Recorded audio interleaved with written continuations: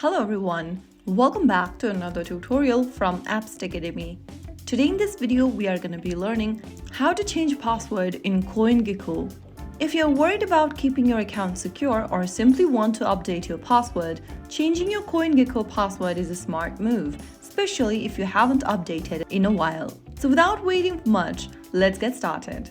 First of all, launch open the CoinGecko application on your mobile device or visit the CoinGecko official website and log in.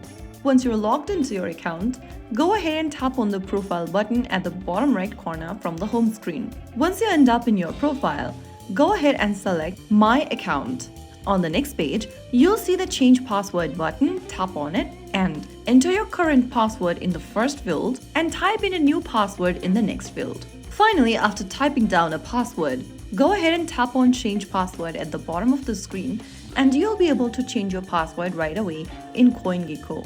Now next time you log into your account, you'll need to enter the newly updated password. That's how you easily change or update your CoinGecko account's password using the CoinGecko application on your mobile device.